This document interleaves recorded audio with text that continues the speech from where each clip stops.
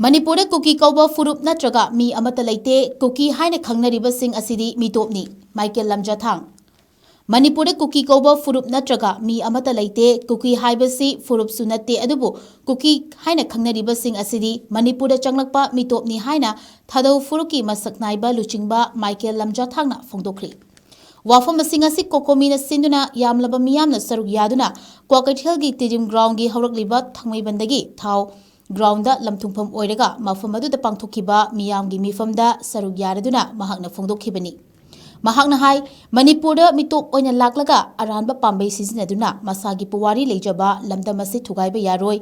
mitop oina laklaga separate administration taliba kangbuda India government na tongsinduna lamdamasi yellow furup sing nushinadana senbelepu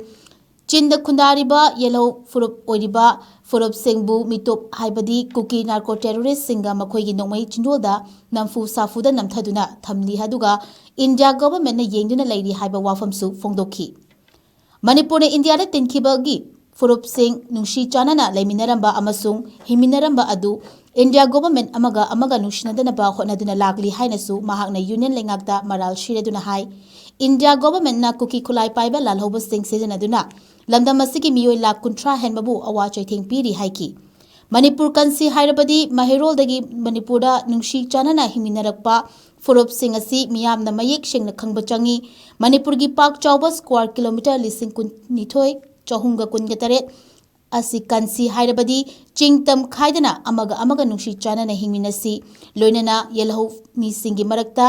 changlak furup masel nushinadana ba silba mitop sing khandoknaba NRC gumba chatna halaga state asidagi chatna kiba mathau tai haiki loinana yellow furup sing na nungshi chanana amata oina leiraba matamda political influence natraga hiram amata da Manipur thugaiba ngamloi Manipur dagi separate administration taliba sing asigi mathakta India laingangna action lokhatpa mathau tai haiki ki haibase papan chamlakpa thoning ba thonba mayam kambu ibnina Manipur se santi long lasting permanent peace la hanse hai taradi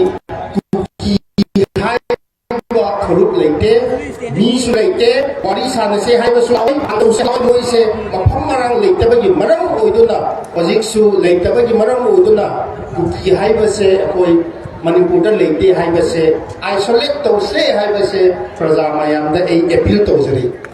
adumai to duna ko community leadership ki makhada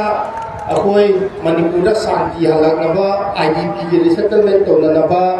thadau sing se tampak da halakpa yadanaba meite sing se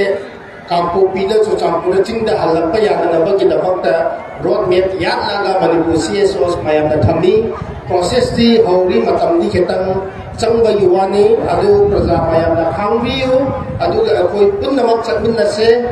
adumai tawduna akoi thadoi di Manipur na su adum step lokhat kani maroina Manipur praja mayam na thadoi kukinate hana accept to biduna thadoi se yelhomi ni hana accept to biduna Imphal da thadoi la kansida ya bibase thadoi di Manipur di maikei da tarana harau ba phondok chari Makatana hojiksu kokomi leadership nasu Imphal maroina Imphal Valley da Imphal da